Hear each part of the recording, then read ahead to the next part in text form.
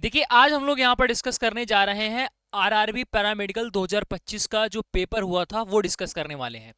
जैसा कि आप सभी लोगों को पता होगा कि ये प्रॉपर जो चैनल है इस पर आपको नॉन टेक्निकल देखने को मिलेगा, चाहे वो किसी भी पैरामेडिकल एग्जाम का हो। ठीक है। इसके अलावा जो पैरामेडिकल में एग्जाम्स आपके एलडीसी यूडीसी और जितने भी होते हैं वो सारा का सारा जो है कंटेंट वो भी आपको यहीं पर ही प्रोवाइड किया जाएगा, नॉन टेक्निकल वाला। ठीक है। तो अभी रिसेंटली वीडियो में हमने आपको बताया था कि एएमसीआरई का जो पेपर है वो कैंसिल कर दिया गया है। बहुत सारी पोस्ट थी, उसके बारे में हमने आपको बताया। तो जिन भी बच्चों का जो पेपर कैंसिल हुआ है उनके लिए भी ये क्लास बहुत ज़्यादा इंपॉर्टेंट है, क्योंकि हम जो डिस्कस करने वाले हैं वो पेपर सिर्फ आरआरबी वाले स्टूडेंट के लिए इंपॉर्टेंट नहीं है, बट जिस किसी भी एग्जाम की प्रिपरेशन कर रहे हो उस सभी के लिए इंपॉर्टेंट रहेगा, क्योंकि ये एकदम फ्रेश क्वेश्चन, नए क्वेश्चन है। और आप देखोगे आरआरबी पैरामेडिकल 2025 का जो एग्जाम हुआ है वो आपका मार्च में हुआ है। जैसा कि हमने प्रॉपर पूरा आपको दिख रहा होगा कि इस तरीके से चीजें बना रखी हैं, कौन सी पोस्ट है, उसका एग्जाम कब हुआ, किस शिफ्ट में हुआ, ये भी लिखा हुआ आपको दिख रहा है। तो ये अभी आपका मार्च महीने का जो पेपर है वो हम आपके सामने डिस्कस करने वाले हैं। तो ये सिर्फ आरआरबी वाले स्टूडेंट के लिए इंपॉर्टेंट नहीं है, उनके लिए तो है ही है। उसके अलावा भी अगर आप देखोगे एमसीआरई का जो पेपर कैंसिल हुआ, जो लोग दोबारा से पेपर देने जा रहे हैं उनके लिए भी इंपॉर्टेंट है, क्योंकि जो है यहाँ पर आज की जो क्लास रहेगी वो जीएस की क्लास रहेगी। तो ये जो जीएस की क्लास है वो सभी के लिए इंपॉर्टेंट है, जीएस कभी भी नहीं बदलता। बस इंपॉर्टेंट इसमें ये हो जाता है कि क्या हम स्पेशल जीएस में पढ़ें जो डायरेक्टली आपके एग्जाम में फंस जाए।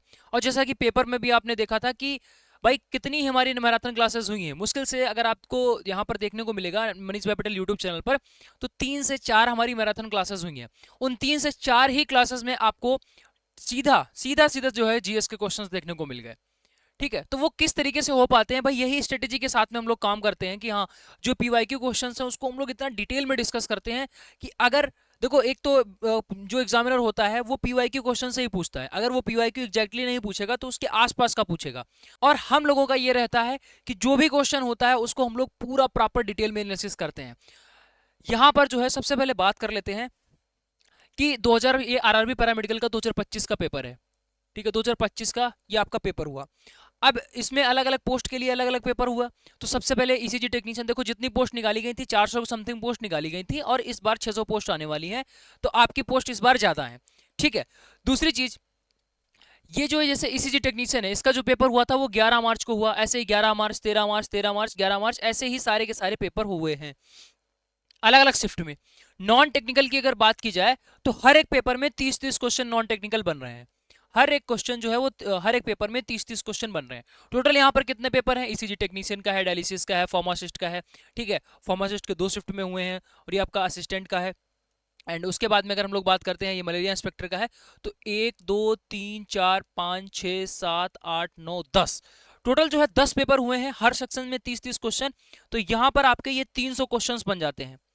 ये 300 क्वेश्चंस आपके नॉन टेक्निकल के इतने ज्यादा इंपॉर्टेंट हैं, और इसको हम इस तरीके से डिस्कस करने वाले हैं कि हर एक क्वेश्चन में आपको कम से कम 20 क्वेश्चन आपको देखने को मिलेंगे।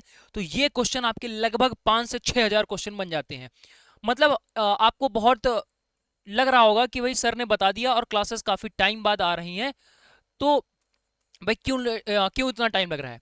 तो इसके पीछे पूरी हमने यहाँ पर एक एनालिसिस तैयार करी है, जिसके हिसाब पर आगे की जो चीजें हैं वो चलने वाली हैं। तो हमारे पास में 2 ऑप्शन थे। देखो क्लास स्टार्ट होगी कोई बात नहीं, लेकिन क्लास स्टार्ट होने से पहले एक बार स्ट्रक्चर समझ लो किस तरीके से हम लोग चीज़ों को डिस्कस करने वाले हैं, ताकि आपके लिए बहुत ज़्यादा सहूलियत हो जाए, आपको समझने में आसानी रहे, और आपकी जो प्रिपरेशन है वो अच्छे तरीके से हो जाए। रणनीति बनाना बहुत जरूरी है, स्ट्रेटेजी बनाना बहुत जरूरी है किसी भी एग्जाम की। और this is the right time to make strategy, क्योंकि अभी नोटिफिकेशन नहीं आया है, नोटिफिकेशन का सब कुछ जारी हो गया है, बट एग्जाम के फॉर्म भरना स्टार्ट नहीं हुआ है। This is the right time. तो इस टाइम हमें स्ट्रेटेजी बनाकर ही चीज़ों को यहाँ पर आगे जो है कंटिन्यू करना है। तो जैसा कि हमने बताया, टोटल जो है आपके लगभग 300 के आसपास जो क्वेश्चंस हैं वो यहाँ पर 2025 के, सिर्फ 2025 के 300 के आसपास क्वेश्चन है। तो उन क्वेश्चंस में कुल मिलाकर हम लोग लगभग 5 से 6 हजार क्वेश्चन डिस्कस करने वाले हैं। 5 से 6 हजार क्वेश्चन। ठीक है। तो ये आपकी एक लंबी मैराथन चलने वाली है, लगातार आपकी क्लासेस आती रहेंगी और आपको पता भी नहीं चलेगा कि कब ये 5 से 6 हजार क्वेश्चन आपके हो गए। ठीक है। अब हम आपको बहुत अच्छी तरीके से समझा रहे हैं, बात को बहुत आराम से समझेंगे। देखो, ये आपके 5 से 6 हजार जो क्वेश्चंस बन रहे हैं, ठीक है, 5 हजार, चलो 5 हजार क्वेश्चन ही कर लेते हैं, 6 हजार छोड़िए, 5 हजार जो आपके क्वेश्चंस बन रहे हैं। देखो हमारे पास में दो चॉइसेस थी, हमारे पास में यहाँ पर दो चॉइसेस थी। एक तो ये था कि डायरेक्टली हम सिर्फ पीवाईक्यू करा दें, ठीक है, सिर्फ पीवाईक्यू करा दें। एक हमारे पास में जीएस की क्लास हो जाएगी, ठीक है, एक हमारे पास में जो है वो मैथ्स की क्लास करा देंगे, ठीक है, जैसा कि हमने लास्ट क्लास में आपको बताया भी था। फिर हम एक रीजनिंग की क्लास करा देंगे और ऐसे ही आपकी साइंस की क्लास हो जाएगी। ये हमारे पास में था कि सारे के सारे जो क्वेश्चंस हैं वो एक एक मैराथन लाएंगे, GS complete, math complete, reasoning complete, science complete, ठीक है। तो ऐसे 10 पेपर हुए हैं, 10 पेपर हुए हैं, तो जीएस के आपके पास में कितने हो गए क्वेश्चन, 300 क्वेश्चन हो गए जीएस के, ठीक। मैथ्स के जो है हर शिफ्ट में 5 क्वेश्चन पूछे गए हैं। देखो मैथ्स और रीजनिंग कुल मिलाकर 10 पूछा जा रहा है हर पेपर से, तो मैथ के 5, रीजनिंग के 5, तो पेपर कितने हुए हैं, पेपर आपके जो है 10 हुए हैं। पेपर कितने हुए, 10 हुए हैं, तो हर, तो यहां से आपके हो गए 50। अच्छा जीएस के 10 क्वेश्चन है, जीएस के कितने क्वेश्चन है, 10 क्वेश्चन। जीएस के हर शिफ्ट हर पेपर से 10 क्वेश्चन, 10 पेपर हुए हैं टोटल, यहाँ पर कितने बन जाते हैं, 100 क्वेश्चन बन जाते हैं, ठीक है। रीजनिंग की बात करते हैं तो भाई रीजनिंग में भी आपके यहाँ पर हर शिफ्ट से 5 क्वेश्चन पूछे गए हैं, और आपके यहाँ पर कितने पेपर हुए, 10 पेपर हुए हैं, तो 50 क्वेश्चन ये रीजनिंग के बन जाएंगे। ऐसे ही साइंस की बात करें तो साइंस में 10 क्वेश्चन, 10 पेपर हुए हैं, तो 100 क्वेश्चन ये हो गए। तो पहले जो है वो कुछ इस तरीके से चीजें हम लोग डिस्कस करने जा रहे थे, जैसा कि हमने बताया था एक एक मैराथन आएगी और ये सब कुछ आपका कंप्लीट हो जाएगा। लेकिन हम जब भी कोई काम स्टार्ट करते हैं तो पहले जो है वो उसकी प्रॉपर स्ट्रेटेजी बनाते हैं कि किस तरीके से चीजें चलने वाली हैं। दूसरा हमारे दिमाग में ये, माइंड में ये चीज आई कि अगर हम यहाँ पर कर लेंगे तो सिर्फ और सिर्फ 4 क्लासेस में ये पूरा आपका कंप्लीट हो जाएगा। अच्छी बात है, 4 क्लासेस में आपका कंप्लीट हो जाएगा, पीवाईक्यू तो हो जाएगा, लेकिन फिर उसके बाद में फिर आप सोचोगे कि भाई अब क्या पढ़ें, अब क्या पढ़ें, दोबारा से अगर हम पीवाईक्यू कराएंगे तो उसका कोई मतलब नहीं है, ठीक है। तो दूसरा जो हमारे दिमाग में बेस्ट आइडिया आया, जो कि बेस्ट प्लान आप बोलोगे, जिसको हम लोग आगे कंटिन्यू करेंगे, बेस्ट आपके पास में ये निकल कर आता है कि हम 10 से 12 क्वेश्चन डेली करेंगे। 10 से 12 क्वेश्चन की क्लासेस जो है वो आपकी डेली होगी। यानी ये जो पीवाईक्यू है वो हम क्या करने वाले हैं, रोज एक सेट करने वाले हैं, रोज एक पेपर करने वाले हैं, समझो 10 से 12 क्वेश्चन का, ठीक है। 10 से 12 क्वेश्चन का रोज होगा, चलो मान लेते हैं यहाँ पर सपोज 10 ही क्वेश्चन, ठीक है। 10 क्वेश्चन हम लोग यहाँ पर रोज करने वाले हैं, 10 क्वेश्चन जो होंगे पीवाईक्यू वो हम लोग रोज करेंगे, ठीक है। अब लेकिन लेकिन इसमें फायदा यहां पर यह है, इसमें हम यहां पर सिर्फ 10 क्वेश्चन नहीं करेंगे, पूरा डीप एनालिसिस करेंगे, हर एक क्वेश्चन का डीप एनालिसिस। तो डीप एनालिसिस रहेगा, इसका मतलब यह हुआ पर क्वेश्चन में आपको 15 से 20 क्वेश्चन एक्स्ट्रा देखने को मिलेंगे, जहां से आपका पूरा एक क्लास में, ठीक है, जहां से सिर्फ एक क्लास में आपके कितने क्वेश्चन कवर हो जाएंगे भाई, 10 क्वेश्चन और पर क्वेश्चन 20, यानी आपके 200 क्वेश्चन सिर्फ एक ही क्लास से कवर हो जाएंगे। तो आप खुद ही सोचो कि एक हम ऐसी डिटेल में क्लास करवाएं वो ज्यादा सही रहेगा, या फिर हम सिर्फ क्वेश्चन क्वेश्चन ही करवा दें कि एक जीएस की क्लास आ गई, 100 क्वेश्चन करा के पूरा जीएस खत्म हो गया, फिर वापस में दोबारा में आप क्या पढ़ोगे, फिर से आपको पीवाईक्यू की तरफ जाना पड़ेगा। और फिर अगर आप पीवाईक्यू नहीं भी कर रहे हो, दूसरी चीजें अगर आप पढ़ने लग रहे हो, तो वो आपको नहीं पढ़ना है। यही तो स्ट्रेटेजी है प्रॉपर कि हमें पढ़ना क्या है, ठीक है। तो हमने यहां पर डिसाइड किया कि हम इसका डीप एनालिसिस करेंगे, और एक क्वेश्चन से तकरीबन 20 क्वेश्चन यहां पर बनेंगे, टोटल हर क्लास में आपको 200 क्वेश्चन देखने को मिल जाएंगे। तो इस तरीके की हमारी ये सीरीज चलने वाली है, और यकीन मानना ये जो 5000 क्वेश्चन का आपका बनेगा, ये जो 5000 क्वेश्चन का आपका पूरा कंप्लीट बनेगा, हर एक एग्जाम में जो भी आप पेपर में बैठ जाना, हर एक क्वेश्चन इसी से आएगा, इसी 5000 क्वेश्चन से ही आपका आएगा। ये 5000 क्वेश्चन का जो सीक्वेंस है ये आपको टिल एग्जामिनेशन तक कंप्लीट करवा देंगे, वो भी फ्री में, कोई चार्ज नहीं, सब कुछ आपका यूट्यूब पर चलता रहेगा, बिल्कुल आप परेशान मत होना। हम क्लासेस ऐसे करवाएंगे कि आपको कोई भी नियम, कोई भी रूल, कोई भी बाउंडेशन नहीं रहेगी, बिल्कुल आराम से स्टैटिक तरीके से चीजें ऐसे चलती रहेंगी, आप बस क्लास को पूरा देखते रहना, और इसकी जो पीडीएफ है वो भी हम प्रोवाइड करते रहेंगे, ठीक है। मजे मजे में ही आपकी क्लास भी पूरी होती जाएगी, आप सब कुछ पढ़ते हुए चले जाओगे, और आपको अलग से इसमें कुछ करना भी नहीं पड़ेगा। कहने का मतलब है हम इतना स्टार्टिंग से इस वजह से स्टार्ट कर रहे हैं ताकि आपको अलग से ये बर्डन ना लगे, और ये सारी चीजें जो है वो आपकी तैयारी होती रहे, आपको पता भी ना चले, ठीक है। इस तरीके से हम लोग यहाँ पर ये चीज करने वाले हैं, ये 5000 क्वेश्चन। और नेक्स्ट आपका जो है अगला अनाउंसमेंट भी हम आपको यहाँ पर कर दे रहे हैं। तो इन 5000 क्वेश्चन का आपका, ठीक है, इन 5000 क्वेश्चन के लिए 5000 क्वेश्चन डायरेक्टली पीवाईक्यू फॉर्मेट में नहीं होंगे, लेकिन जैसा कि आप यहाँ पर देखोगे तो ये एक बुक भी आएगी, ठीक है। बुक भी आपको यहाँ पर अनाउंसमेंट हम करे दे रहे हैं, जहां पर आपको ये सारे क्वेश्चंस, पीवाईक्यू क्वेश्चंस की आपको यहाँ पर बुक भी देखने को मिलेगी, लेकिन ये इसमें काफ़ी अभी टाइम लगेगा। ठीक है, जो भी काम होगा यहाँ पर टाइम लेकर बहुत अच्छी तरीके से, जैसा कि क्लासेस में भी आप देखते होगे, हम यहाँ पर जो आपके लिए क्लास लेकर आए हैं उसमें भी आप यहाँ पर इस तरीके से चीज़ें देख रहे होगे कि टाइम लेकर जो है पीपीटी बनती हैं। कुछ बच्चे यहाँ पर नीचे एक बार बोल रहे थे कि भाई चैट जीपीटी से उठा के डाल दिया। अगर इतना ही चीज़ें सब कुछ आसान है तो फिर आप एग्जाम में क्यों नहीं, आपको भी पता है चैट जीपीटी से अगर हो रहा है तो जो एग्जाम में पूछा जा रहा है तो आप सिर्फ पढ़ के चले जाइए, यहाँ पर क्यों आ रहे हो भाई? सिर्फ अगर इतना ही सिर्फ चीज़ें आसान है कि चैट जीपीटी उठाया डाल दिया और सब कुछ हो गया, तो ऐसा नहीं है। देखो ये जो कंटेंट है, एक एक कंटेंट अगर हम आपको दिखाएं तो एक एक कंटेंट यहाँ पर रिटर्न फॉर्मेट में फोटो क्लिक करके तब जो है वो एडिटर के पास में जाता है, टाइपिस्ट के पास में जाता है, देन उसके बाद में जो है वो इसका कलरफुल फॉर्मेट में आता है, फिर उसके बाद में यहाँ पर फिर से करेक्शन करते हैं कि ये चीज़ एक्स्ट्रा हो रही है इसको हटाना है और ये चीज़ कमी हो रही है इसको बढ़ाना है। ठीक है, तब जाकर यहाँ पर क्लास आती है। ऐसा नहीं है कि कुछ भी उठा लिया कुछ भी लगा दिया। अगर ऐसा ही करना होगा तो डेली जो है 10 क्लासेस आ जाएंगी, उसके साथ साथ में फंसे या ना फंसे उसकी कोई गारंटी नहीं।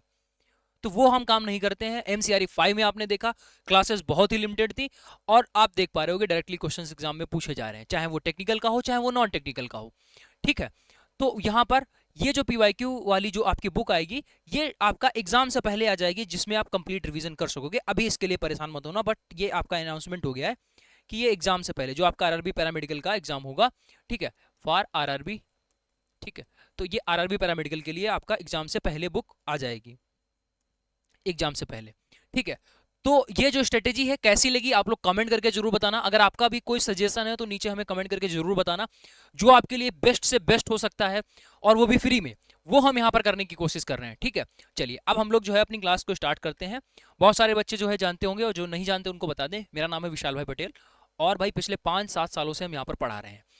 अगर सिर्फ देखा जाए रेलवे का, ठीक है, तो रेलवे के न जाने कितने बैच हमने यहाँ पर कंप्लीट करवा दिए, लेकिन वो हमारी क्लासेस होती थी एनटीपीसी को लेकर, ग्रुप डी को लेकर। ठीक है, तो वहाँ पर रेलवे के आपके जितने भी अदर डिपार्टमेंट हैं, ग्रुप डी है और एनटीपीसी है, एएलपी वगैरह, तो वहाँ पर वो क्लासेस चलती थी। बट इस बार जो है पैरामेडिकल के लिए आपको ये क्लासेस यहाँ पर देखने को मिल रही हैं। तो रेलवे के फील्ड में एक्सपीरियंस आप ये मानकर चलो दवा के एक्सपीरियंस है, क्या क्वेश्चन रेलवे पूछता है, कैसी चीज़ें चलती हैं, और कंटेंट जो आपको देखने को मिलेगा यहाँ पर वो कहीं पर नहीं मिलेगा, आप यकीन मानना। ठीक है, तो सिर्फ ये आप ये मत सोचना कि पहली बार अगर आरआरबी पैरामेडिकल में आए हैं तो इसका मतलब ये नहीं है कि हमें एक्सपीरियंस नहीं है। ठीक है, रेलवे का अगर आप देखोगे तो रेलवे के जो अदर एग्जाम्स होते हैं उसमें तो लेवल बहुत अप रहता है। ठीक है, वहां पर ज्यादा ज्यादा कंपटीशन रहता है, ज्यादा चीजें वहां पर रहती हैं और ज्यादा वहां मेहनत करनी होती है। अब इस बात को समझो, तो वहां पर जब हमने इतना अच्छा रिजल्ट किया है तो फिर यहाँ पर तो डेफिनेटली होगा, और स्पेशल क्लासेस इसके लिए लगाई जा रही हैं। ऐसा नहीं है, यूट्यूब पर अगर आप देखोगे कोई भी सब्जेक्ट अगर डालोगे तो आपको ज्यादातर जो क्लासेस मिलेंगी वो ग्रुप डी के लिए मिलेंगी और एनटीपीसी के लिए मिलेंगी, एएलपी वगैरह के लिए मिलेंगी, बट डेडिकेटेड आपको पैरामेडिकल के लिए क्लासेस नहीं मिलेंगी। तो यहाँ पर जो सीरीज चल रही है वो तो पीवाईक्यू ही है, ऐसा तो कहीं मिल ही नहीं सकता आपको। ठीक है, तो ये बेस्ट प्लेस है, फटाफट से इसको लाइक करो, अपने उस दोस्त के साथ में शेयर करो जो आरआरबी पैरामेडिकल के लिए प्रिपरेशन करना चाह रहा है। अगर नहीं भी चाह रहा है तब भी उसको शेयर करो कि भाई तैयारी कर लो, इस बार बेस्ट मौका है, 600 वैकेंसीज हैं आपके पास। चलिए यहां पर एक क्वेश्चन लिखा हुआ है, इसको हम लोग डिस्कस करते हैं। देखो यहां पर एक बात ध्यान रखना कि जो इसमें क्वेश्चन 2025 में पूछे गए हैं उसमें करंट के जो क्वेश्चन थे, करंट अफेयर्स के जो क्वेश्चन थे उसको हमने हटा दिया है। करंट अफेयर्स को दोबारा से पढ़ने की कोई नीड नहीं है। करंट अफेयर्स की लास्ट टाइम में क्लास आपकी आ जाएगी जहां पर हम संपूर्ण करंट जो है वो कवर करवा देंगे। बाकी थोड़ा बहुत जो करंट है वो आपको क्लासेस के दौरान देखने को मिलेगा। हालांकि जो करंट के क्वेश्चन पूछे गए थे पेपर में वो क्वेश्चन हम नहीं करवाएंगे, क्योंकि उसका कराने का कोई मतलब नहीं है, ना ही आपको वो याद करने हैं, क्योंकि वो करंट के क्वेश्चन पूछे जा चुके हैं। दोबारा से सेम करंट का क्वेश्चन नहीं आएगा, लिख के दे सकते हैं आपको, दैट्स वाई आपको नहीं याद करना। एक्सपीरियंस से बोल रहे हैं, आप हम पर ट्रस्ट करो और आगे बढ़ो। ठीक है, चलिए यहां पर क्वेश्चन दे रखा है, निम्नलिखित में से कौन सा संगठन मानव विकास रिपोर्ट जारी करता है। मानव विकास रिपोर्ट जो है वो जारी करता है जिसमें आपका एचडीआई सम्मिलित है। ये आपका कौन हो जाएगा, यूएनडीपी है, डब्ल्यूबी है, और उसके बाद में आपका ओईसीडी है, और ये है आईएमएफ। ठीक है, तो इसका जो राइट आंसर है, मोस्ट इंपॉर्टेंट क्वेश्चन है और ये इतनी बार पूछा गया है एग्जाम में जिसका कोई रिकॉर्ड नहीं, जिसका कोई भाई रिकॉर्ड नहीं, बहुत बार एग्जाम में पूछा गया है। तो इसका जो है राइट आंसर क्या हो जाएगा, यूएनडीपी। क्या हो जाएगा, यूएनडीपी। देखो दो तरीके के क्वेश्चन आपके पास बनते हैं, एमसीआरई वाले अब आ जाओ फटाफट। ठीक है, एमसीआरई वाले फटाफट आ जाओ जिनका दोबारा से एग्जाम होने वाला है, बढ़िया एकदम फ्रेश ताजे ताजे क्वेश्चंस हैं, डीप एनालिसिस के साथ में, पक्का एग्जाम में फंसेगा। ठीक है, चलिए, तो यहां पर ये हो गया। अब देखो क्वेश्चन जो है वो इस तरीके से आते हैं कि कौन सी रिपोर्ट कौन जारी करता है, इसमें भारत की रैंकिंग क्या है। ये आपको मल्टीपल टाइम्स पढ़ना होगा, इंपॉर्टेंट है। ठीक है, ये मल्टीपल टाइम्स आपको लास्ट तक यही पढ़ना होगा। ठीक है, लास्ट तक यानी एग्जामिनेशन के लास्ट तक आपको यही पढ़ना होगा। तो इसका जो पीडीएफ है वो हम आपको प्रोवाइड कर देंगे। एक बार में नहीं याद होगा, एक बार में नहीं याद होगा, साफ साफ बोल रहे हैं, एक बार में नहीं याद होगा, मल्टीपल टाइम्स आपको पढ़ना रहेगा। ठीक है, देखो वर्ल्ड हैप्पीनेस रिपोर्ट, जो आपकी हैप्पीनेस रिपोर्ट है, वर्ल्ड हैप्पीनेस रिपोर्ट, इसमें भारत 116वें नंबर पर है, 116वें नंबर पर है। और फिनलैंड हमेशा जो है वो पहले नंबर पर आता है, लगातार 9 बार से। ये नहीं पूछा जाएगा बट बता रहे हैं। ठीक है, लेकिन हाँ ये याद रखना, फिनलैंड जो है वो हैप्पीनेस के मामले में हमेशा पहले पर आता है, हमेशा पहले नंबर पर आता है। और अफगानिस्तान जो है वो लास्ट नंबर पर है, अफगानिस्तान लास्ट नंबर पर है। ठीक है, चलिए आगे यहाँ पर फूड सेफ्टी की बात करते हैं, खाद्य सुरक्षा सूचकांक, फूड सेफ्टी इंडेक्स की बात करते हैं, तो इसमें आइसलैंड, फूड सेफ्टी में जो है वो आइसलैंड। और हैप्पीनेस में कौन है, हैप्पीनेस में जो है वो आपका कौन हो जाएगा, फिनलैंड। ठीक है, चलिए, और यहां पर जो है पहला स्थान मिला है। भारत की रैंकिंग जो है वो वैश्विक जो है औसत है, जो एवरेज है, उससे भी नीचे है। तो फूड इंडेक्स का जो भारत में हाल है वो बहुत ही बुरा है। हालांकि भारत में जो है वो हर चीज का हाल बहुत बुरा है। आगे देखो ग्लोबल स्टार्टअप फंडिंग, तो यहां पर जो है बात करते हैं, भारत दुनिया में चौथे स्थान पर है। ठीक है, दुनिया में यहाँ पर भारत चौथे स्थान पर है। ये किसकी है, ग्लोबल जो है वो स्टार्टअप फंडिंग रैंक। ठीक है, पहले नंबर पर अमेरिका है, फर्स्ट आपको याद रखना है, और इंडिया की जो रैंक है वो याद रखनी है। फर्स्ट अमेरिका है और इंडिया की रैंक क्या हो जाएगी, चौथी। QS world university ranking, university ranking में जो है वो अमेरिका पहले नंबर पर है, यूनिवर्सिटी रैंकिंग में अमेरिका पहले नंबर पर है। आईआईटी दिल्ली, जो यहाँ पर माना जाता है कि भाई आईआईटीज जो है वो इंडिया के टॉप पर हैं, टॉप जो है यूनिवर्सिटीज हैं, तो उनकी हाल आप देख लो, यहाँ पर 123वें नंबर पर है, 123वीं रैंकिंग है। ठीक है, और ये 129वीं, this is the education system of India. ठीक है, और आईआईटी बॉम्बे, जो ये बोला जाता है कि भाई IIT is one of the top universities in the India, तो वो इसका हाल आप यहाँ पर देख रहे हो, 123 129। हालांकि देखो ये पूछा नहीं आपसे जाएगा, बट एक्चुअल फैक्ट्स पता होने चाहिए। अमेरिका टॉप पर है और इंडिया की हालत जो है वो बहुत यहाँ पर बदतर है। चलो आगे बात करते हैं एशिया मैन्युफैक्चरिंग इंडेक्स में, तो चाइना नंबर 1 पर है। तो चाइना हर एक छोटी छोटी चीजों को जो है वो मैन्युफैक्चर करता है, इसमें भारत का जो है वो अच्छा यहाँ पर योगदान देखने को मिला, 6वीं रैंक पर है, तो ये यहाँ पर अच्छी बात है। आगे बात करते हैं हेनले पासपोर्ट, बहुत इंपॉर्टेंट है, बहुत पूछा जाता है। हेनले पासपोर्ट इंडेक्स में जो है वो यहाँ पर भारत की रैंकिंग इस बार बढ़ी है, 75 रैंकिंग है। रैंकिंग जो है वो 85-86 चल रही थी भारत की, इस बार जो है वो रैंकिंग बढ़ी है 75, 75वीं रैंकिंग यहाँ पर है, 75 प्लेस पर है। ठीक है, और पहले नंबर पर जो है वो सिंगापुर है, पहले नंबर पर कौन है, सिंगापुर, फर्स्ट याद रखना। और ये इंपॉर्टेंट हो जाता है क्योंकि बहुत बड़ा उछाल यहाँ पर देखने को मिला है कि 75वीं रैंक पर इंडिया आया है हेनले पासपोर्ट में। ठीक है, आगे आपका रिस्पॉन्सिबल नेशनल इंडेक्स में जो है वो भारत 16वें नंबर पर है और सिंगापुर जो है वो पहले नंबर पर है। क्लाइमेट चेंज परफॉर्मेंस बहुत इंपॉर्टेंट, हिलने पासपोर्ट इंपॉर्टेंट है, और क्लाइमेट चेंज में ध्यान रखना, जो इंडिया है वो 23वें नंबर पर है, क्लाइमेट चेंज में जो है वो इंडिया 23वें नंबर पर है और डेनमार्क जो है वो शीर्ष पर है। चलिए आगे बात करते हैं ग्लोबल पीस, पीस की बात करते हैं, तो शांति तो यहाँ पर भंग हो चुकी है। भारत जो है वो 115वें नंबर पर है, 163 में से 115वें नंबर पर भारत है। दुनिया का सबसे शांत जो देश है वो आइसलैंड है। ठीक है, आइसलैंड जो है वो सबसे शांत देश है। भ्रष्टाचार की अगर हम लोग यहाँ पर बात करते हैं, भ्रष्टाचार, ठीक है, करप्शन, करप्शन इंडेक्स में अगर जो है देखा जाए तो इंडिया 91 पर है, करप्शन में इंडिया 91 पर है। हिलने पासपोर्ट में इंडिया जो है वो 75 पर है। तो ये कुछ चीजें जो है वो ध्यान रखना जो मोस्ट इंपॉर्टेंट है। ठीक है, प्रेस फ्रीडम, वाह भाई वाह, प्रेस फ्रीडम इंडेक्स, ये तो हाल देखो, नॉर्वे पहले नंबर पर है, प्रेस फ्रीडम में नॉर्वे पहले नंबर पर है और इंडिया का नंबर जो है वो 191। आई थिंक इससे नीचे किसी भी इंडेक्स में इंडिया नहीं है। Press freedom index, this is the current situation of press freedom index. ठीक है, ग्लोबल हंगर इंडेक्स, हंगर में जो है वो 102वें नंबर पर है, 102। ठीक है, हंगर में 102 है, इंपॉर्टेंट है, ध्यान रखना। हालांकि बहुत व्यवस्था सरकार द्वारा की जा रही है, बट फिर भी जो है वो इंडिया 102वें नंबर पर है हंगर इंडेक्स में, हंगर इंडेक्स में 102 नंबर पर, 191, 191, दिस इज द रियलिटी। चलिए आगे बात करते हैं ह्यूमन डेवलपमेंट, एचडीआई, एचडीआई जो अभी आपने क्वेश्चन देखा था वो आपका यही था, एचडीआई। इसमें जो है भारत की रैंकिंग कितनी है, 130, कितनी है, 130।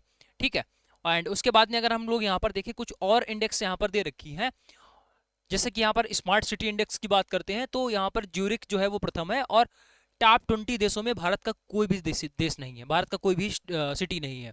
दिल्ली जो आपको लगता है बहुत हाईटेक है, मुंबई बहुत हाईटेक है, ये 104 106वें नंबर पर आते हैं। ठीक है, तो यहाँ पर अब वो हाईटेक वाला सिस्टम नहीं रहा जो पहले सदियों पहले जो है वो कोलकाता वगैरह का जो एग्जाम्पल दिया जाता था, वो अब ऐसा कुछ यहाँ पर नहीं रहा है। ठीक है, कुछ और यहाँ पर दे रखा है सस्टेनेबल डेवलपमेंट, ये इंपॉर्टेंट है, ये आपको ध्यान रखना। सतत विकास सूचकांक जिसको बोला जाता है, और इंग्लिश में आपका रहता है सस्टेनेबल डेवलपमेंट, इसमें जो है भारत की रैंकिंग 99 है, 99।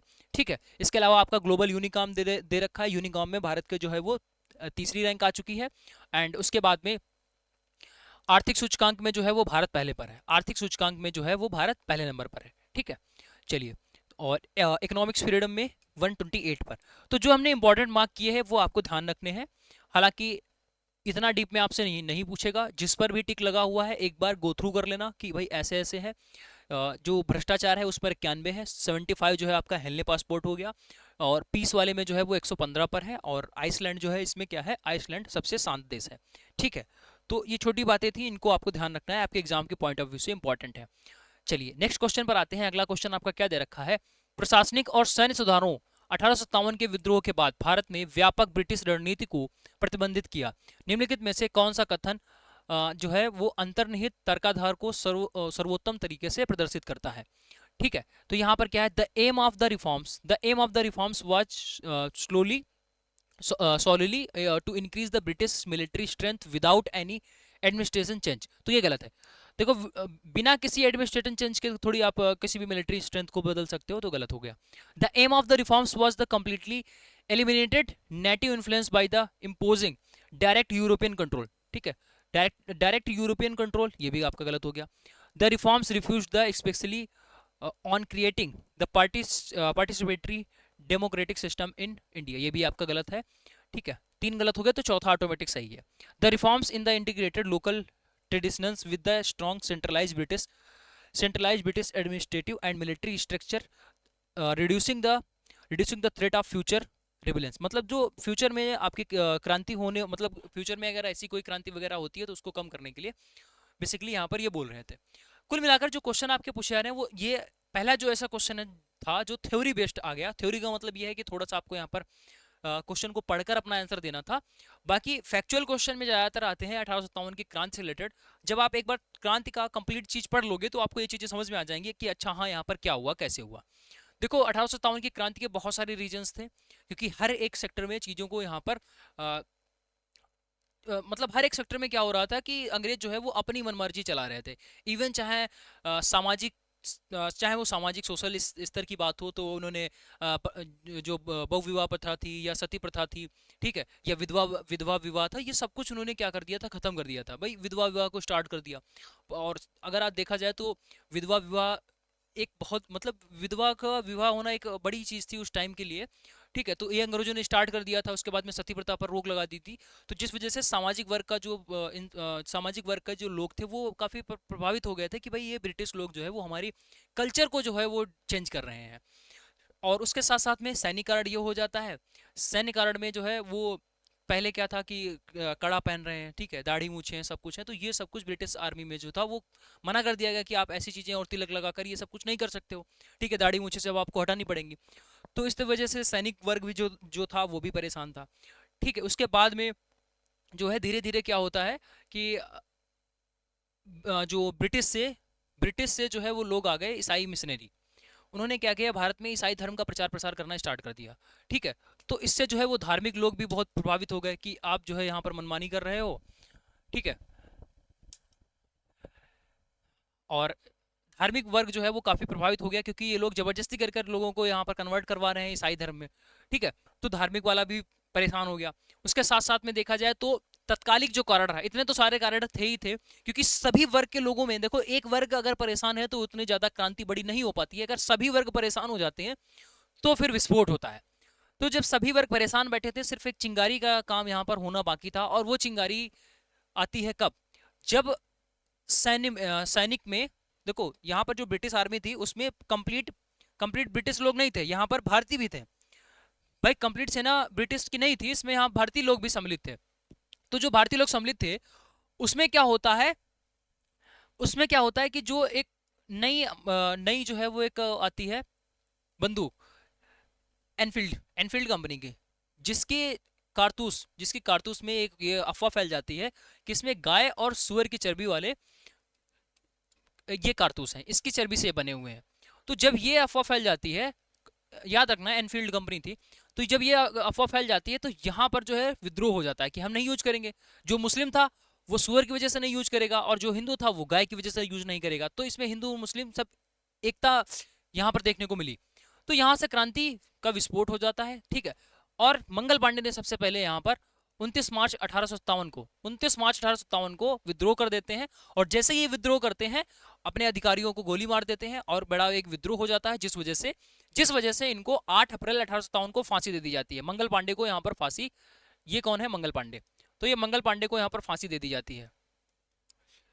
मंगल पांडे को यहाँ पर फांसी दे दी गई 8 अप्रैल 1857। तो यहाँ से जो है वो सभी वर्ग के लोगों में बिल्कुल एकदम ज्वाला का काम करता है कि भाई ये क्या हो गया, ठीक है। तो फिर अगली बात यहाँ पर आती है, फिर दोबारा से जो क्रांति की शुरुआत थी वो कब हुई?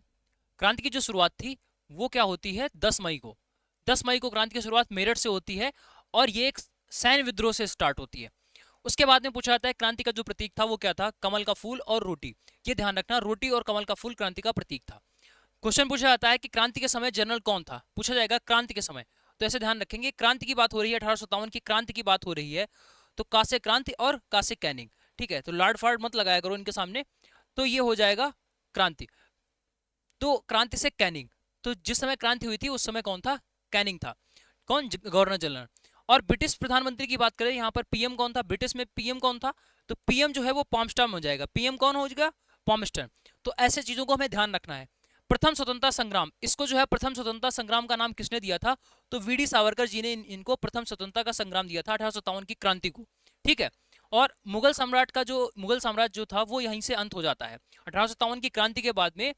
अच्छा, एक चीज ध्यान रखना, ये जो बहादुर शाह जफर थे यही मुगल के आखिरी मुगल सम्राट थे, और इनको ही क्रांति का नेता बनाया जाता है। क्रांति का नेता कौन बनाया गया? इनको ही बनाया गया, ठीक है। और इन पर यहाँ पर क्रांति को लीड करने में और इनको जो है विद्रोहियों को जो है शरण देने के जुर्म में इनको क्या कर दिया जाता है कि छुट्टी कर दी जाती है इनकी, जाओ, इनको रंगून भेज दिया जाता है, ठीक है। रंगून भेज दिया जाता है और यहीं से मुगल जो एम्परर था वो खत्म हो जाता है, ठीक है। इसके बाद मोस्ट इंपॉर्टेंट नाम आता है यहाँ पर रानी लक्ष्मीबाई का। तो 17 जून 1858 को जो है ये शहीद हो जाती हैं, कहाँ पर? ग्वालियर में, ठीक है। ये हीरोज के साथ में लड़ती हैं, ठीक है। पूछा जाता है क्वेश्चन कि रानी लक्ष्मीबाई जो है वो किसके साथ में यहाँ पर लड़ रही थी? तो हीरोज के साथ में। अब 1857 की क्रांति के बाद, 1857 की क्रांति से क्या होता है? कंपनी का जो शासन था वो अंत हो जाता है, यानी अब कंपनी यहाँ पर ईस्ट इंडिया कंपनी का खेल खत्म हो गया। अब जो है वो डायरेक्टली जो है भारत शासन अधिनियम आता है, जिसके फलस्वरूप क्या होगा? महारानी विक्टोरिया जो है वो इस पर राज करेंगी। महारानी विक्टोरिया का डायरेक्ट जो है सीधा कंट्रोल हो जाता है किस पर? ब्रिटिश भारत पर, ठीक है। और वो अपना एक वायसराय नियुक्त करती हैं, ठीक है। वो अपना एक वायसराय यहाँ पर नियुक्त कर देती हैं, ठीक। अब उसके बाद में पूछा जाता है एक क्वेश्चन, पील आयोग किससे संबंधित है? पील आयोग जो 1857 की क्रांति होती है उसमें क्या देखा गया था कि भारतीय जो सैनिक थे उसमें उन्होंने क्रांति की। तो सबसे पहले क्या किया गया कि सेना से भारतीय लोगों को कम किया गया, उसके लिए एक आयोग बनाया गया जिसका नाम पील आयोग बोला गया। सेना का पुनर्गठन किया गया, भारतीय सैनिकों की जो संख्या थी वो कम करी गई इसी आयोग के थ्रू। तो 1857 की क्रांति से रिलेटेड पूरा जितना इंपॉर्टेंट चीजें थी वो सब कुछ आपको इस फ्लो चार्ट के थ्रू मिल गई। अब कोई ये बोल दे कि भाई ये कंटेंट जो है वो आपका कहीं से उठा लिया, चैट जीपीटी से उठा लिया, ये कर लिया, वो कर लिया, भाई बोलना बहुत आसान होता है, बट एक एक चीजों को यहाँ पर सीक्वेंस तरीके से लगाना, सेट करना, ठीक है, कोई भी पॉइंट मिस ना हो। तो उस पर जब आप काम करोगे तो आपको लगेगा कि हाँ भाई एक एक प्रॉपर बंदा सिर्फ इसी चीज को लेकर बैठा हुआ, कंटेंट हम उसको दे रहे हैं, वो सिर्फ इसको डिजाइन करने में लगा रहता है, ठीक है। दैट्स वाई क्लासेस कम हो जाती है। अब आपको बता दें कि अगर हमें सिर्फ देखो, हमें सिर्फ अगर ऐसे लिखना हो, ठीक है, ये लिखना है रानी लक्ष्मीबाई, ठीक है, रानी लक्ष्मीबाई, ठीक है, रानी लक्ष्मीबाई, अगर हम इस तरीके से लिखेंगे ना, तब भी जो आपकी क्लास, जो कंटेंट हम आपको 30 मिनट में अभी डिलीवर कर रहे हैं, वो कंटेंट आपको डिलीवर करने में 2 घंटे का समय लगेगा। हालांकि ये 2 घंटे का समय लगेगा, बट बट जो हमारा बट जो हमने यहाँ पर टाइपिस्ट और ये सारी चीज़ों को बना रखा है, जो इसमें टाइम लगता है, ठीक है, जो इसमें एनर्जी खत्म होती है, जो इसमें यहाँ पर पैसे खत्म हो रहे हैं, वो यहाँ पर बच जाएगा, सीधी सी बात है, वो बच जाएगा। और ये जो क्लास आपकी है वो 2 घंटे की हो जाया करेगी, और सब कुछ हम यहाँ पर बोर्ड पर लिख के आपको बता देंगे, ठीक है, बहुत सारे एग्जाम क्रैक करके रखे हैं, आप ये मत सोचना कि हमें ये चीजें पता नहीं है, भाई ये सबसे रोज ही पाला पड़ा रहता है। ठीक है, अब यहाँ पे क्यों लिखा है हमने ये सब, ये इस वजह से लिखा है कि अगर खुद ही आप सोचो कि अगर ये सब चीजें नहीं लिखी हैं, अगर हम हाथ से लिख रहे हैं तो आधी चीजों को तो हमें छोड़ना पड़ेगा, कुछ ही पॉइंट्स को लिखना पड़ेगा। दूसरी चीज, जब हम लिख रहे हैं तो हमें 2 गुना टाइम लगता है, 2 गुना से क्या 3 गुना ज्यादा टाइम लगता है। ठीक है, तो आप सोचो उतने ही टाइम में लगभग लगभग आपका 1/3 कंटेंट भी आप तक डिलीवर नहीं हो पाएगा। दूसरी चीज, जो नोट्स आपको मिलेंगे इस तरीके से नोट्स मिलेंगे, तो उसको कौन पढ़ेगा, ऐसे नोट्स को कौन पढ़ेगा और कौन समझ पाएगा। ठीक है, तो ये सब कुछ आप लोगों के लिए करेंगे, और कुछ लोग नीचे भाई कमेंट कर देंगे भाई चैट जीपीटी से उठा लिया और बता रहे हो। अरे भाई, तो आपको नहीं समझ में आ रहा है तो कोई बात नहीं, आप मत पढ़ो, किसने कहा आपसे पढ़ने के लिए। ठीक है, जिनको सिलेक्शन लेना है वो पढ़ रहे हैं, आपको सिलेक्शन नहीं लेना है तो मत पढ़ो, कोई दिक्कत वाली बात नहीं है। बहुत सारे बच्चे हैं, जब हम मैराथन्स करवा रहे हैं 20-20 अभी उठाकर अगर आप व्यूज देखोगे एमसीआरई 5 वाले पर, तो 25-25 हजार बच्चे उसमें पढ़ रहे हैं। ठीक है, तो वो पढ़ रहे हैं, उनका सिलेक्शन होगा। तुमको नीचे कमेंट बाजी करनी है तो फिर कमेंट बाजी करो। ठीक है, जो क्वेश्चन हम पूछ देंगे कि भाई इस क्वेश्चन का आंसर नीचे कमेंट करना, तो उसमें जो है वो दिक्कत हो जाएगी, क्योंकि पता ही नहीं है क्या करें, तो बस यही उल्टा सीधा कमेंट करोगे। देखो, तो जो बातें हमने यहाँ पर पीछे आपको समझाई हैं, जो भी बातें हमने यहाँ पर पीछे आपको समझाई, ये सारी चीजें अब आपको यहाँ पर मिल जाएंगी कि तत्कालीकरण क्या था। ठीक है, पहली शहादत जो है वो क्या हुई, और भी आपको डीप में थोड़ी चीजें यहाँ पर मिल जाएंगी इस तरीके से। तो ये पढ़ लेना, बाकी हमने सारा कुछ जो है वो एक्सप्लेन आपको कर दिया है। ठीक है, चलिए आगे बढ़ते हैं अगले क्वेश्चन पर। अच्छा, अगले पर बढ़ने से पहले एक बार फिर से देख लो, एक क्वेश्चन जरूर आता है कि किस स्थान से किसने जो है वो लीड किया था। देखो, दिल्ली से जो है वो बहादुर शाह जफर जो कि नेता थे, ये भी पूछा जाता है कि इसमें क्रांति को लीड कौन कर रहा था, नेता कौन था, तो बहादुर शाह जफर थे जो कि दिल्ली से थे। इनका सैन्य कमांडर बख्त खां था, ध्यान रखना, बख्त खां पूछा जाता है कि कहाँ से जो है वो लीड कर रहे थे, तो दिल्ली से। कानपुर से कौन थे, नाना साहब, ताता टोपे और अजीमुल्ला खां। लखनऊ से बेगम हजरत महल, ये वाजिद अली शाह की जो है वो वाइफ थी। झांसी से जो है वो रानी लक्ष्मीबाई थी। बिहार से जो है वो कौन थे, बाबू कुंवर सिंह और उनके भाई अमर सिंह, अमर सिंह बिहार से। बरेली, बरेली से तो है खान बहादुर खां। फैजाबाद से मौलवी अहमदुल्ला। ठीक है, और आपका प्रयागराज और बनारस से कौन थे, लियाकत अली। ठीक है, ग्वालियर से कौन थे, तात्या टोपे। एंड मेरठ से कौन थे, कदम सिंह। मथुरा से देवी सिंह और बागपत से कौन थे, शाहमल। तो ये मोस्ट इंपॉर्टेंट है। और दूसरी चीज हमने आपको क्या बताई थी, 10 मई से क्रांति स्टार्ट हो गई थी, 10 मई से क्रांति स्टार्ट हुई थी, कहां से, मेरठ से। ठीक है, और यहाँ पर बैरकपुर छावनी से कौन थे, मंगल पांडे जिनको सबसे पहले फांसी दी गई थी, वो कहां से थे, बैरकपुर छावनी से थे। ठीक, और यहाँ पर बात करते हैं, ये जो राइफल थी, ये कौन कंपनी की थी, एनफील्ड। ठीक है, तो ये कंपनी कौन थी, एनफील्ड कंपनी की। तो ये सारी बातें थी जो आपको ध्यान रखनी है। अब हम ऐसा पढ़ते हुए चल रहे हैं कि दोबारा से 1857 की क्रांति वाला जो टॉपिक है वो हमें ना पढ़ना पड़े, कंप्लीट हमने कर लिया। इस वजह से हमने यहाँ पर सेट किया था 10 क्वेश्चन करेंगे, 12 क्वेश्चन करेंगे। हर एक स्लाइड से आपको दिख रहा होगा लगभग आपको 20 क्वेश्चन देखने को मिल जाएंगे। ये स्लाइड देखो, सिर्फ एक क्वेश्चन था, 1857 की क्रांति का सिर्फ एक क्वेश्चन था, और आप यहाँ से सीधे देखो 12 क्वेश्चन इधर से हो गए। ठीक है, एंड इसके बाद में अगर इसमें से भी देखा जाए तो फिर बहुत सारे क्वेश्चंस बन जाएंगे। और यहाँ पर भी आप देख सकते हो इतने सारे क्वेश्चंस कि किसने कहाँ से लीड किया। तो जो चीज़ हमने बोली है फिर वो एज इट इज़ वैसे ही चलेगी, उस पर आप परेशान मत होना। जैसे जैसे क्लासेस आती जाए वैसे वैसे आप इनको करते जाना, पता भी नहीं चलेगा कब आपके ये सारे 5000 क्वेश्चंस कंप्लीट हो जाएंगे। देखना अपने आप जो आपका स्कोर है डेफिनेटली बढ़ जाएगा, कोई प्रेशर भी नहीं आएगा। ठीक है, चलिए, अलग से कुछ नहीं पढ़ना, लास्ट टाइम में आपको बुक बनाकर दे देंगे, ऑर्डर कर लेना, मस्त एक बार में सीधा आपकी यहाँ पर तैयारी हो जाएगी और बढ़िया से आप अपना सिलेक्शन ले लेना। ठीक, चलिए आगे बात करते हैं, भारत में निम्नलिखित में से कौन सा केंद्र शासित प्रदेश में विधानसभा है। देखो, विधानसभा जो है वो हर एक स्टेट में है, लेकिन यहाँ पर पूछ रहा है किस केंद्र शासित प्रदेश यानी यूटी में। अच्छा, केंद्र शासित प्रदेश क्या होता है,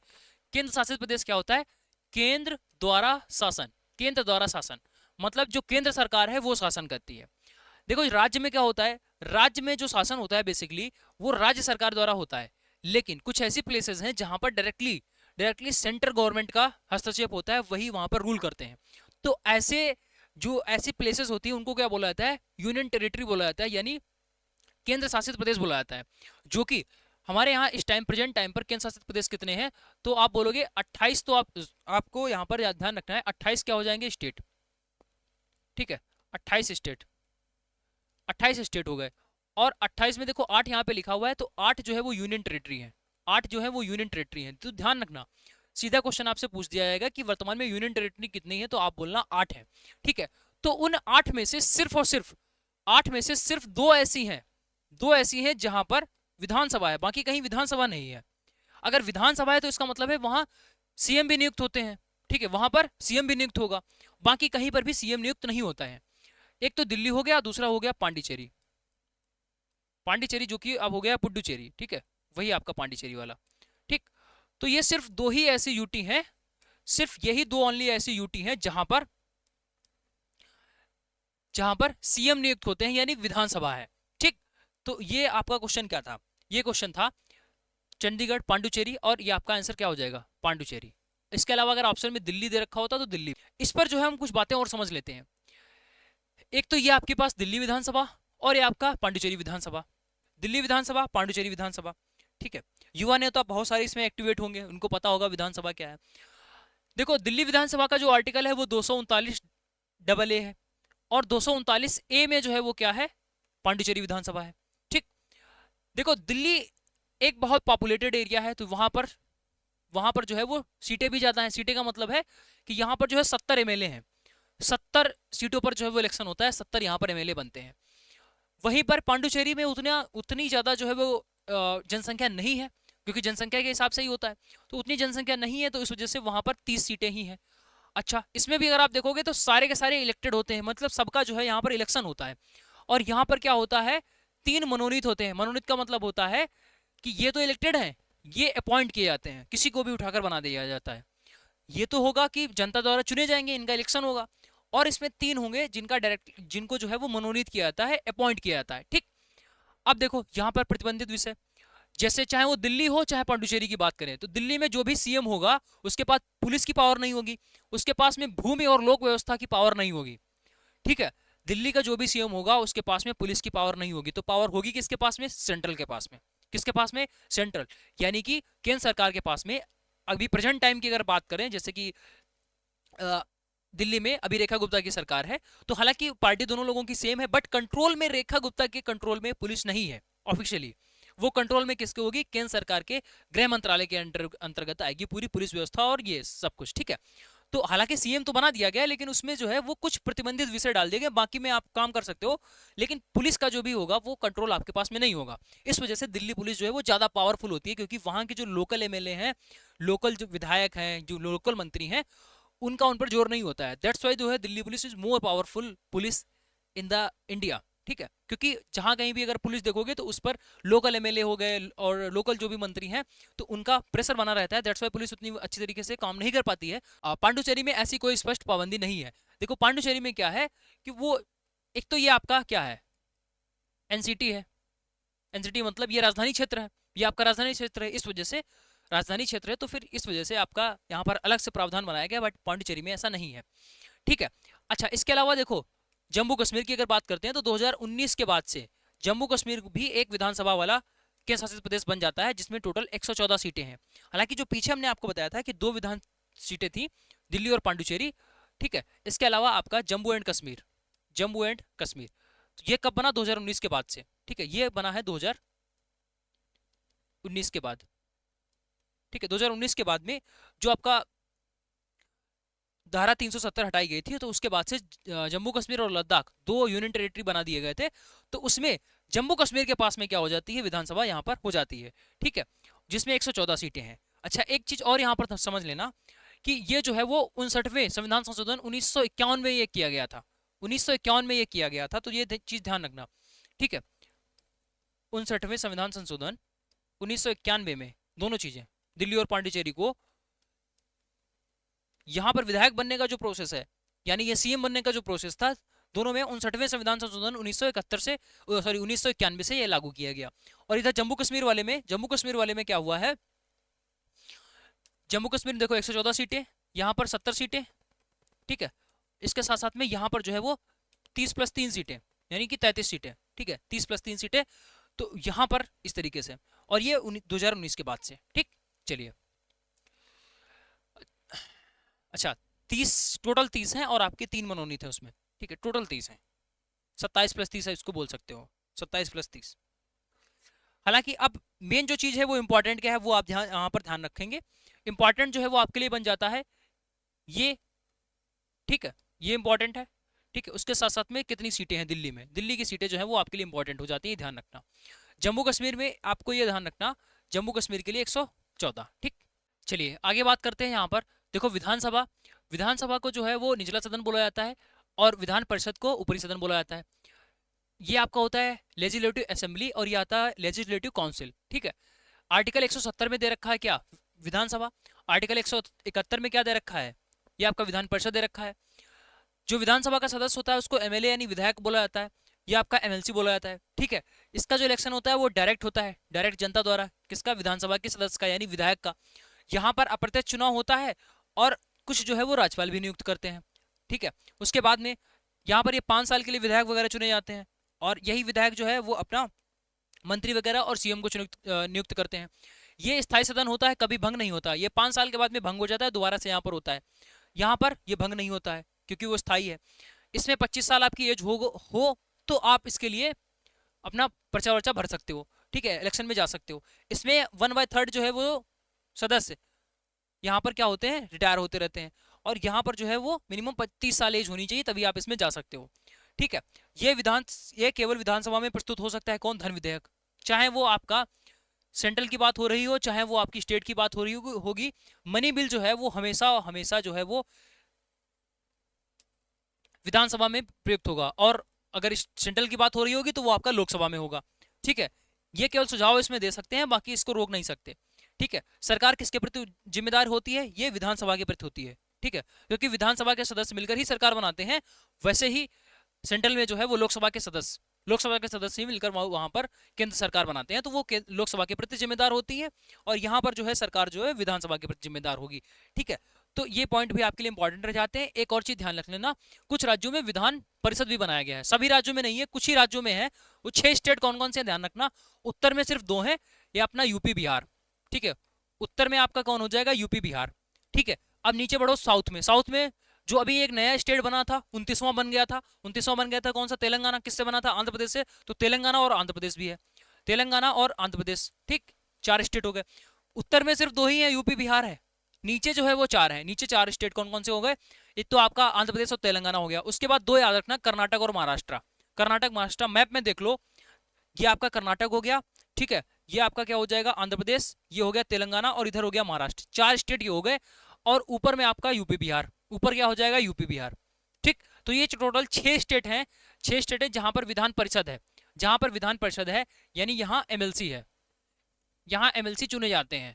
ठीक है, बाकी किसी स्टेट में ये व्यवस्था नहीं है, सिर्फ ये 6 स्टेट में है, तो ये इंपॉर्टेंट है आपके लिए, ध्यान रखना। अगला क्वेश्चन देखिए, बहुत इंपॉर्टेंट, हड़प्पा वास्तुकला से संबंधित निम्नलिखित में से कौन सा कथन गलत है, कौन सा कथन गलत है। हड़प्पा के बारे में जो इंपॉर्टेंट चीजें हैं वो अब आप एक बार देख लीजिए।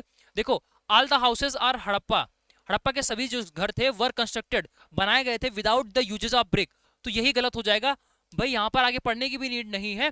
यूजेस ऑफ ब्रिक, हड़प्पा सभ्यता के जो घर हुआ करते थे वो ईंटों के बने हुए थे, और ईंट ऐसी वैसी ईंटें नहीं, पक्की ईंटों के घर बने थे। ठीक है, पक्की ईंटों के घर बने थे। मेन पॉइंट क्या है आप यहाँ पर देख लो, देखो एक ग्रिड व्यवस्था होती थी, हड़प्पा सभ्यता जब खुदाई की गई तो वहां पर देखो क्या क्या सिस्टम मिला, मॉडर्न सिस्टम सब मिल रहे थे। एक तो ग्रिड प्रणाली थी। ये ग्रिड होता क्या है, देखो एक्चुअल में जो है वो घर इस तरीके से बने हुए हैं कि यहाँ पर ये जो रोड है वो एक दूसरे को 90 डिग्री पर काट रही है। यहाँ पर एक तरीके से बोल सकते हो चौराहे टाइप का बन रहा है जगह जगह, इधर भी अगर आप देखोगे तो यहाँ पर भी चौराहा ऐसा बन रहा है। तो पूरा एक सिस्टमेटिक तरीके से सारे के सारे जो घर थे वो इस तरीके से बने हुए थे, तो यही बोली गई थी ग्रिड सिस्टम, ये ग्रिड सिस्टम बोला जाता है। ठीक है, तो हड़प्पा सभ्यता का जो शहर था उसमें ग्रिड सिस्टम हुआ करते थे, जहां पर समकोण पर जो है रास्ताएं काट रही थी। नगर विभाजन, दूसरी विशेषता क्या थी, नगर विभाजन। शहर मुख्य रूप से 2 भागों में बटा था। देखो हमें समझ में तभी आता है जब हम प्रीवियस एग्जाम के क्वेश्चंस करते हैं, ये प्रीवियस एग्जाम का पूछा हुआ क्वेश्चन है। कितना डीप में पढ़ना है, कैसे कैसे लेवल का कंटेंट हमें पढ़ना है, तो वो हमें पीवाईक्यू से ही समझ में आता है। उसी के आसपास पढ़ोगे, अगला क्वेश्चन आपके एग्जाम में सिर्फ वहीं से फंस जाएगा। ठीक है, तो सिर्फ वहां पर क्या था, ईंटें बनाने के प्रोसेस की बात हो रही थी, तो हमने जितने भी इससे रिलेटेड पॉइंट्स थे वो सब हमने यहाँ पर लिख दिए कि हड़प्पा कालीन में ऐसी क्या क्या विशेषताएं थी। तो देखा कि यहाँ पर नगर विभाजन जो था वो 2 भागों में था। एक तो ऊंचाई पर क्या हुआ था, देखो ये ऊंचा बना हुआ है, ऊंचा ये आपका दुर्ग है, और बाकी पूरी बस्ती जो है वो नीचे बनी हुई है, जिसको निचला शहर यानी लोअर टाउन बोला गया। और जो ऊंचे पर बसा हुआ है वो आपका क्या हो जाएगा, दुर्ग हो जाएगा, किला। ठीक है, तो यहाँ पर बेसिकली जो मेन हाईटेक लोग रहते थे मतलब उच्च वर्ग के लोग रहते थे, वो आपका यहाँ पर है। बाकी सब निचले में, यानी दो स्तर में आपका ये पूरा का पूरा जो हड़प्पा सभ्यता थी वो दो स्तरों में बटी हुई थी। जहां पर इस तरीके से देखो, ये शासक वर्ग या फिर प्रशासनिक भवन हुआ करते थे, और निचले शहर में जो है वो आम लोग यानी नॉर्मल जनता रहती थी। ठीक है, चलिए, पक्की ईंटों का प्रयोग हुआ है, यूजेज ऑफ बेक्ड ब्रिक्स। एक तो ईंटें नहीं है, पक्की ईंटें हैं, बुझी हुई ईंटें, ठीक है, जो आज के टाइम पर यूज हो रही हैं, वैसी ईंटें यहाँ पर थी। ये इंपॉर्टेंट इसमें रहता है 4:2:1। इनका जो रेशियो है ये पूछा जाता है कि इनकी लंबाई चौड़ाई ऊंचाई आप बता दीजिए, तो 4:2:1 के अनुपात में ये ईंटों का जो है वो यूज करते थे। ठीक है, स्टैंडर्ड ईंटें थी, सबका जो साइज था वो सिमिलर था, यही अनुपात में यहाँ पर ईंटें बन रही थी। ऐसा नहीं है कि किसी भी साइज की ईंटें उठा लो। ठीक है, तो ये प्रॉपर्टीज हो जाएगी, इस पर बेस्ड ऐसे क्वेश्चन बनेंगे जैसे अभी पीछे आपने देखा। उन्नत जल निकासी प्रणाली, दुनिया की सबसे पुरानी और उत्कृष्ट शहरी स्वच्छता प्रणालियों में से एक, जहां पर सड़कों के किनारे ढकी हुई नालियां हुआ करती थी। ठीक है, कवर्ड ड्रेनेज हुआ करते थे, कवर्ड ड्रेनेज। और एक घर की जो नाली थी वो एक बड़े नाले से जाकर मिलती थी, जैसा कि आज के टाइम पर सिस्टम होता है। घर की जो नाली है वो बाहर एक नाला बड़ा हुआ है, बड़ा नाला है, उसी में जाकर मिल जाती है। और कवर्ड नाली, तो सेम प्रोसेस जो है वो, ये सभ्यता जो है वो 2000 साल पुरानी है, तो 2000 साल पुरानी टाइम पर भी ऐसी चीजें यहाँ पर बिल्कुल हाईटेक शहर हुआ करते थे। विशाल स्नानागार द ग्रेट बाथ, तो मोहनजोदाड़ो में ये मिला है विशाल स्नानागार, जो पक्की ईंटों से बना हुआ एक बड़ा सा जलकुंड था।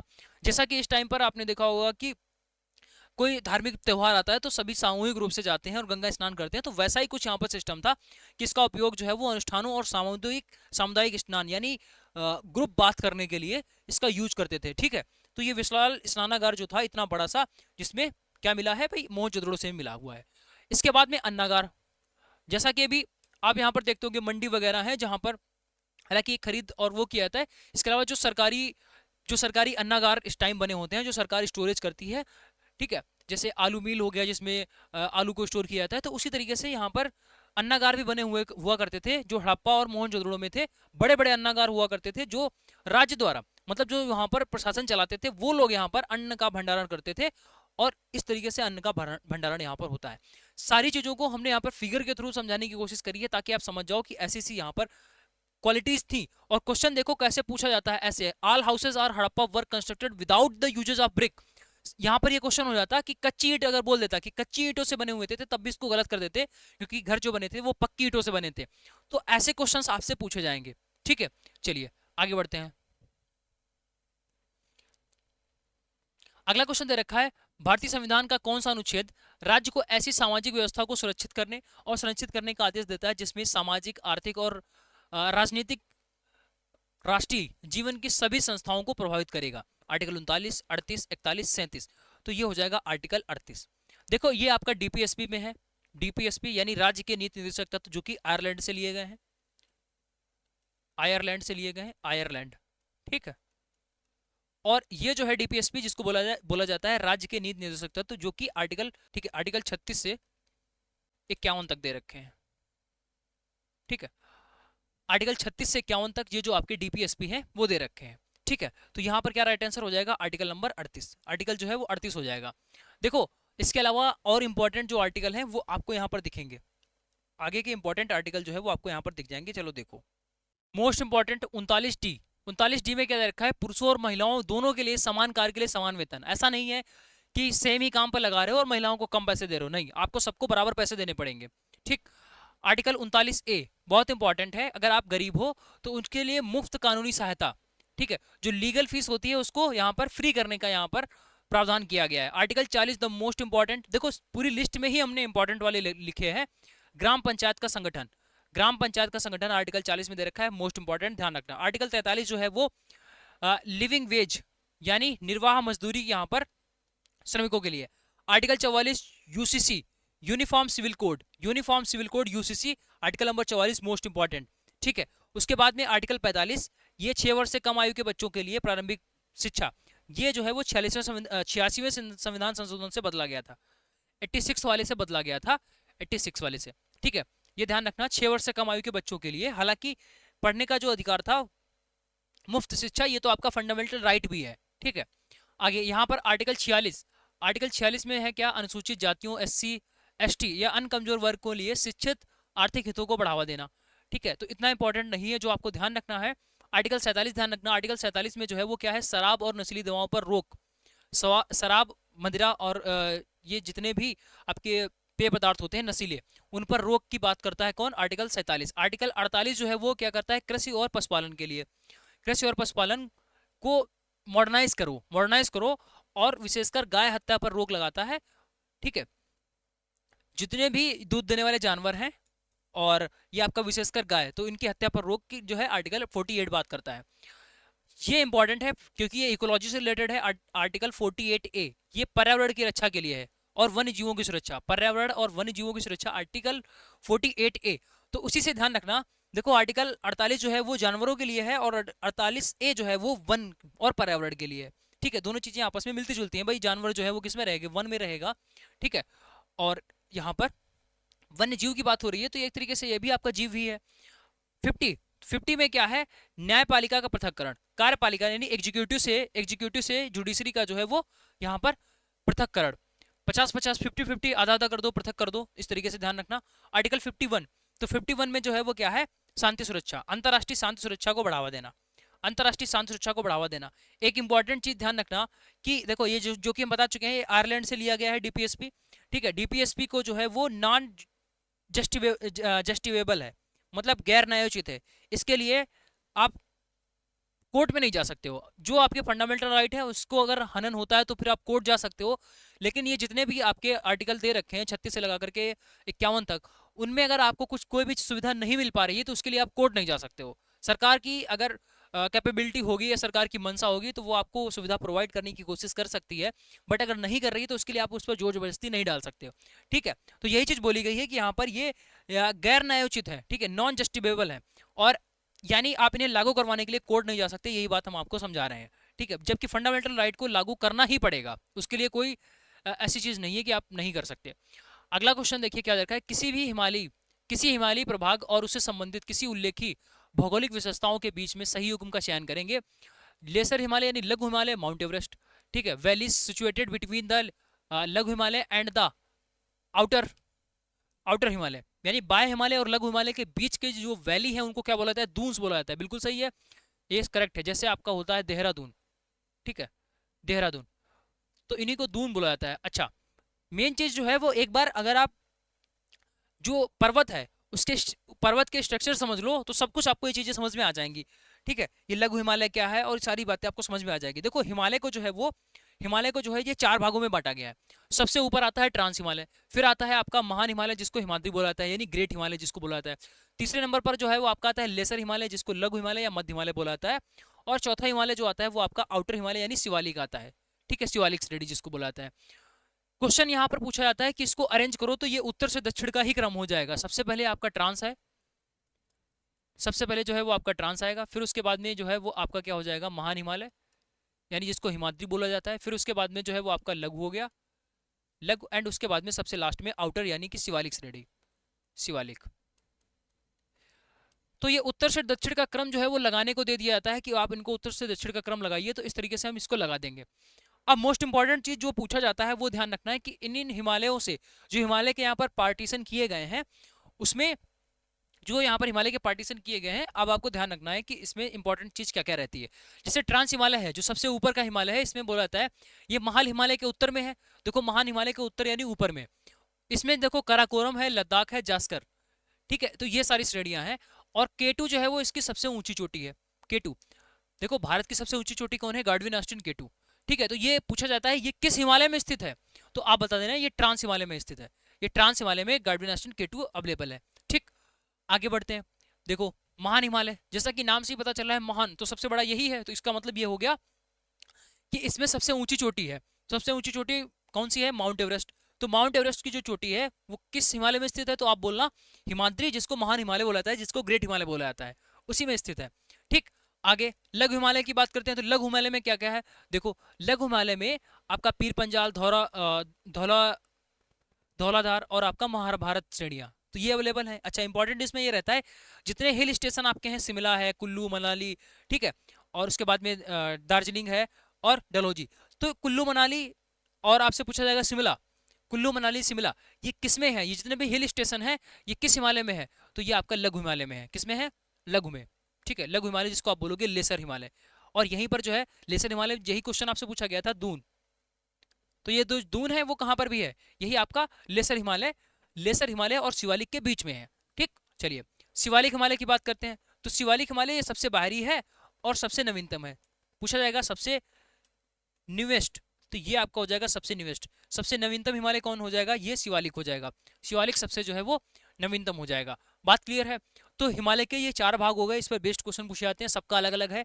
K2 किस में है आप बोलना, ट्रांस में है। फिर उसके बाद में माउंट एवरेस्ट जो है ये आपके बड़ा हिमालय यानी विशाल हिमालय, महान हिमालय, हिमाद्री में है। और फिर उसके बाद में ये दून हो गया, ये जितने भी हिल स्टेशन हैं ये किस में है, ये लेसर हिमालय में है। ठीक है, दून्स जो है वो लेसर हिमालय और शिवालिक के बीच में है, और शिवालिक जो है वो सबसे न्यूएस्ट है, सबसे नवीनतम है। ठीक, ये ध्यान रखना। अच्छा, इसके अलावा भी जो है, इसके अलावा भी हिमालय को और 4 कैटेगरी में बांटा जा सकता है नदियों के हिसाब से। अलग अलग नदियों के हिसाब से जो है इसको बांटा जा सकता है। जैसे कि आप यहाँ पर सबसे पहले देखो, केवल बस आपको इस स्लाइड में ये चीज ध्यान रखनी है, हिमालय के और भी टाइप हैं, हिमालय को और भी तरीके से कैटेगराइज किया गया है। ठीक है, हिमालय को और भी तरीके से कैटेगराइज किया गया है। देखो सबसे पहले आप यहाँ पर देखो, सिंध सतलज नदियां हैं। एक तो आपका सिंधु नदी हो गई, ठीक है। फिर उसके बाद में सतलज नदी, सिंधु सतलज, सिंधु सतलज, काली, काली नदी, तीस्ता, सिंधु सतलज, काली, तीस्ता और दिहांग यानी कि ब्रह्मपुत्र। तो इतनी नदियों के नाम लिखना, और बस ये ध्यान रखना है कि इन नदियों के बीच बीच में जो हिमालय पड़ते हैं, इन दोनों के बीच में जो हिमालय पड़ता है जिसको कश्मीर या पंजाब हिमालय बोला जाता है, इसके बीच में जो पड़ेगा वो आपका होगा पंजाब हिमालय। ठीक है, ये हो जाएगा पंजाब हिमालय। ठीक, सतलज और काली नदी के बीच में जो आपका पड़ेगा ये आपका हो जाता है कुमायूं। का से काली, का से कुमायूं, तो कुमायूं हिमालय।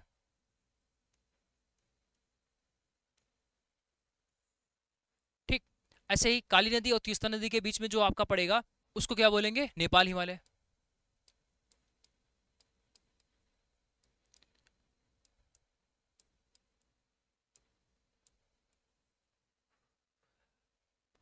और यहां पर जो आपका पड़ेगा वो पूर्वी हिमालय होगा, या असम हिमालय भी इसको बोला जाता है। तो अभी हमने हिमालय के तरीके प्रकार देखे थे 3 हिमालय के, जो है अभी हमने क्या क्या देखे था। सबसे पहले हमने यहाँ पर ट्रांस हिमालय देखा, महान हिमालय देखा, लघु हिमालय देखा, शिवालिक। ठीक है, वो तो किस वजह से हो गए, वो यहाँ पर श्रेणी के माध्यम से हो गए कि भाई अलग अलग श्रेणियों में बांटकर उसको हिमालय को 4 तरीके से हमने बांटा। अभी यहाँ पर जो है वो नदियों के तरीके से बांटा गया है। ठीक है, नदियों का एक रेफरेंस लेकर कि जो सिंधु नदी बह रही है, सिंधु नदी और सतलज नदी, इनके बीच में जो हिमालय होगा उसको पंजाब हिमालय बोला जाएगा, या फिर इसको बोल सकते हो कश्मीर हिमालय। देखो यहाँ पे लिखा हुआ है पंजाब हिमालय, कश्मीर हिमालय। तो सिंध और सतलज नदियों के बीच का जो हिमालय है, हिमालय का भाग आता है वो ये है। अब इसमें विशेषता क्या क्या पाई जाती है, यहाँ करेवा, ठीक है, भूआकृति पाई जाती है, जाफरान, केसर की खेती के लिए प्रसिद्ध है।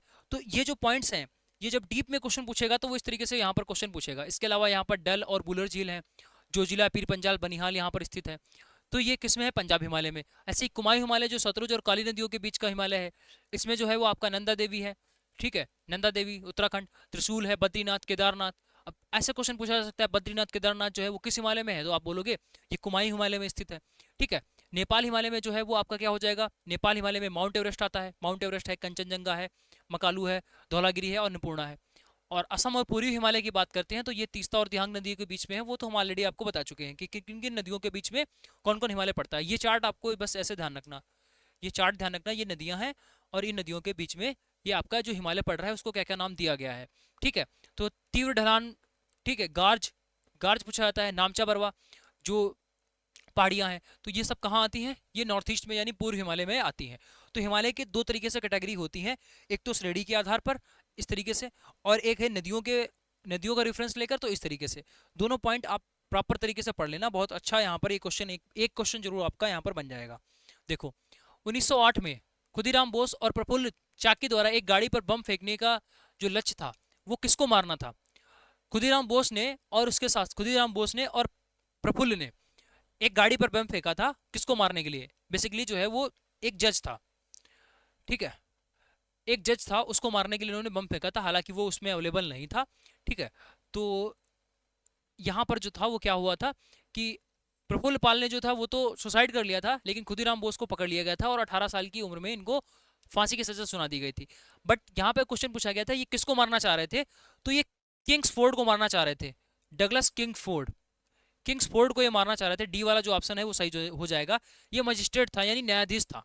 ठीक, चलिए पूरा यहाँ पर ये जो किस्सा है इसको समझते हैं। इस पर बेस्ड और भी क्वेश्चन आपको ध्यान रखना है। देखिए इंपॉर्टेंट इसमें डेट याद रखना है आपको। ये जो है 1908 में हुआ था। कहां पर हुआ था?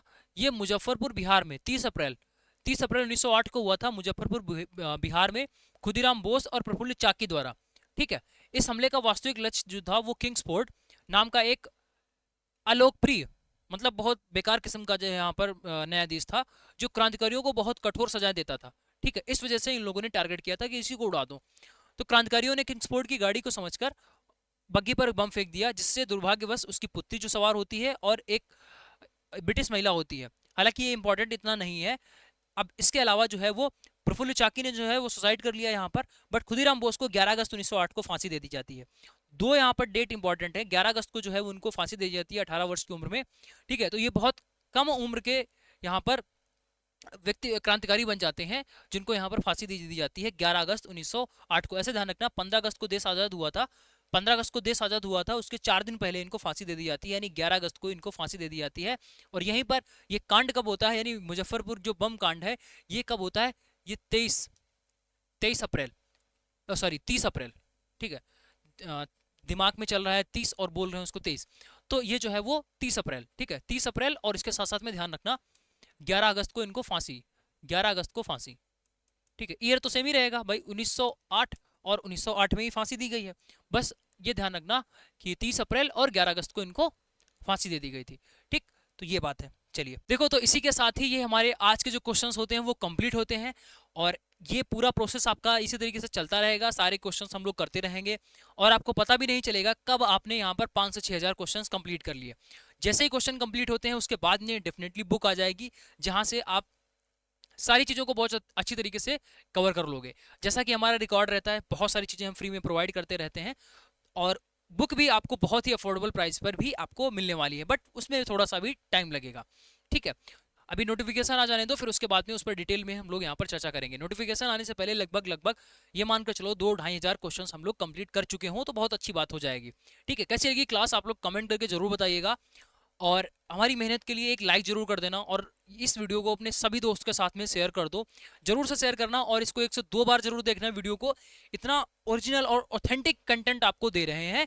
MCRE 5 का जो रिजल्ट हमने दिखाया उसके बाद में तो आपको समझ ही जाना चाहिए कि जो हम कंटेंट यहाँ पर आपको प्रोवाइड करने जा रहे हैं, जिसके लिए हमने डेडिकेटेड आपके लिए चैनल, डेडिकेटेड आपके लिए क्लासेस जो स्टार्ट करी है, तो ये मेहनत आपको यहाँ पर अदा भी करनी है। और कैसे अदा करोगे? वीडियो को लाइक कर दो, चैनल पर सब्सक्राइब नहीं किया सब्सक्राइब कर देना। और जितने भी आपके पैरामेडिकल वाले स्टूडेंट हैं उन सबको बोल देना कि नॉन टेक्निकल के लिए एक चैनल आ चुका है जिसका नाम है एजुकेशन मसाला। ठीक है, कैसी लगी क्लास कमेंट करना भाई, और मिलते हैं नेक्स्ट क्लास में, तब तक के लिए जय हिंद।